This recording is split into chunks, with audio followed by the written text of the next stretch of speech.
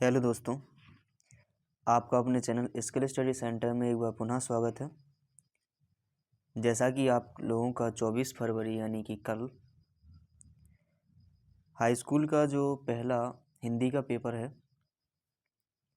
तो उस हिंदी के पेपर में ये जो 20 महत्वपूर्ण प्रश्न हैं जो कि बहुविकल्पीय हैं, ये रामबाण साबित होने वाले हैं। आप इनको तो पूरा रट लीजिए। ये प्रश्न इसमें से 20 प्रश्न हैं, जो 20 प्रश्न में से 20 तो नहीं कह सकते, लगभग 12-15 प्रश्न इससे आएंगे। तो आपके यहाँ से 12-15 नंबर यहाँ से कंप्लीट होने वाले हैं। तो वीडियो को ध्यान से समझें, ठीक है। तो जैसे कि इसमें पहला प्रश्न है, पहले प्रश्न में लिखा हुआ है कि बाबू गुलाब राय किस युग के लेखक हैं। बाबू गुलाब राय किस युग के लेखक हैं? तो इसका सही जवाब है द्विवेदी युग के।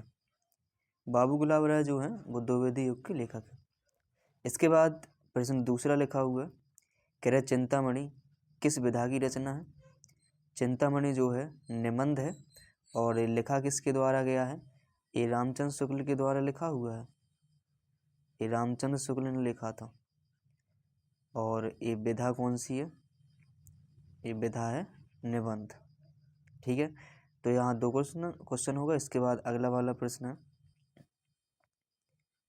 क्वेश्चन तीसरा।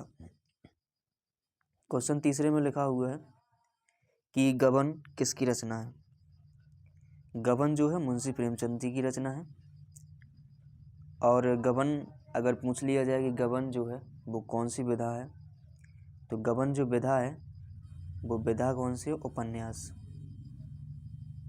विधा उपन्यास है और मुंशी प्रेमचंद जी द्वारा लिखित है, ठीक। इसके बाद अगला प्रश्न है, कह रहा है शुक्ल युग की समयावधि कितनी है।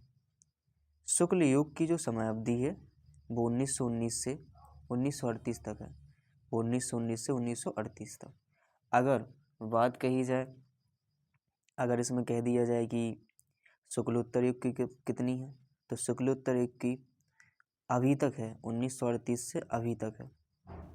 या लिखा हो सकता है किसी किसी में को 1943 से अभी तक। तो जिसमें अभी तक बात आ जाए वो किसका होता है? शुक्लोत्तर युग का।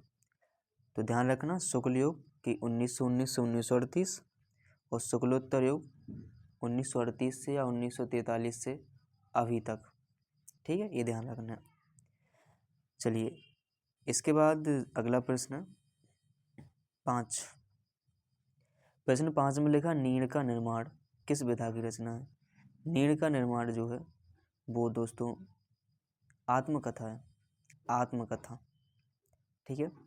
इसके बाद अगला लिखा हुआ प्रिय प्रवास किस युग की रचना है। प्रिय प्रवास जो लिखी है वो अयोध्या सिंह उपाध्याय ने लिखी हुई है। किसने लिखी है? अयोध्या सिंह उपाध्याय, या हरियोद्ध भी लिख सकते हैं, उपाध्याय। लेकिन इनने ऐसा नहीं पूछा, हमसे ये पूछा कि किस युग की है। तो अयोध्या सिंह उपाध्याय जो हैं द्विवेदी युग के हैं। तो ये रचना किसकी हो जाएगी? द्विवेदी युग की, ठीक है दोस्तों। इसके बाद अगला है, अगला प्रश्न है यहाँ पर मधुशाला किसकी रचना है। मधुशाला जो रचना है वो हरिवंश राय बच्चन की है। हरिवंश राय बच्चन ने लिखी थी इसको, मधुशाला। इसके बाद अगला प्रश्न है भारत भारती किसकी रचना है।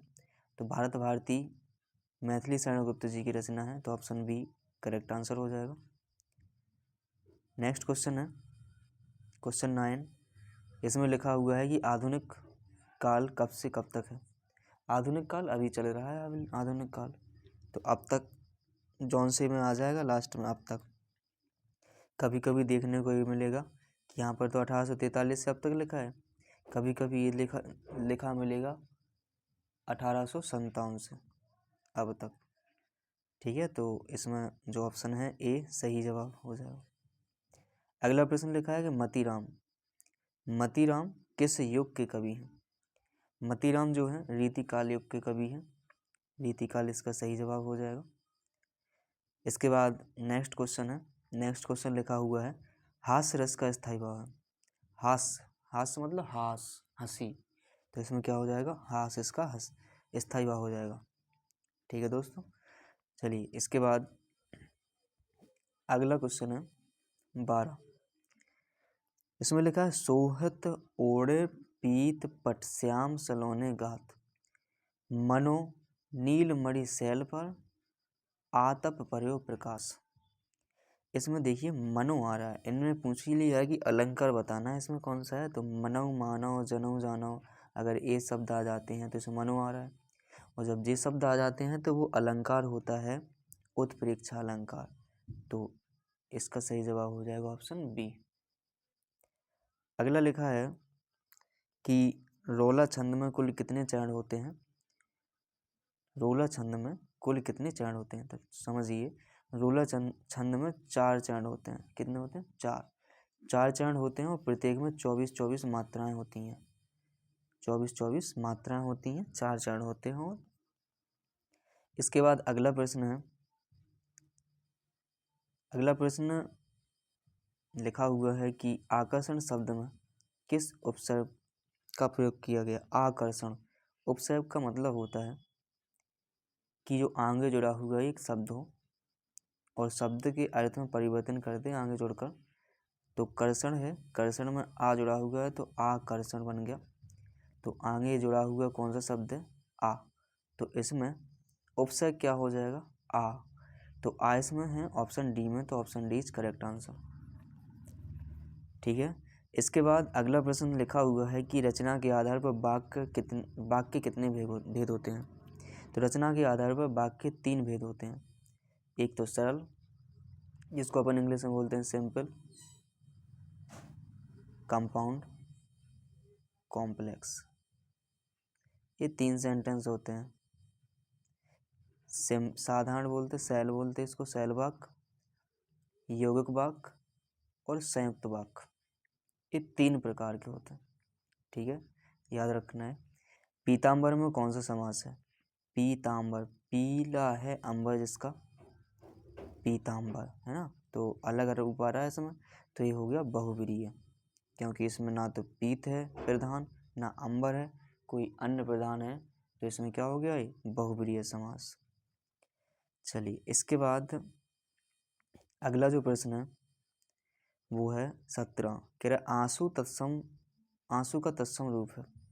आंसू का मतलब कह रहा तत्सम क्या है, तो आंसू का तत्सम होता है अश्रु, आंसू का मतलब तत्सम होता है अश्रु। ठीक है, तत्सम शब्द जानते हो क्या होते हैं, संस्कृत भाषा के वे शब्द जो हिंदी भाषा में ज्यों के त्यों प्रयोग किए जाते हैं, उन्हें क्या कहा जाता है, उन्हें तत्सम कहा जाता है।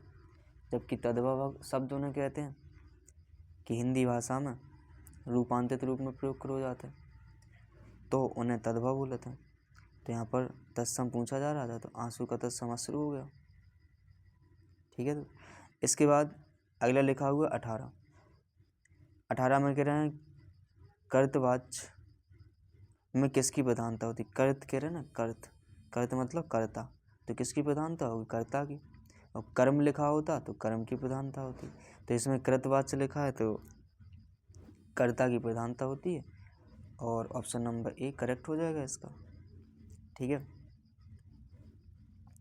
इसके बाद अगला जो प्रश्न है, अगला प्रश्न है 19, और 19 में लिखा हुआ है कि ताभ्या शब्द में वचन और विभक्ति बताना है।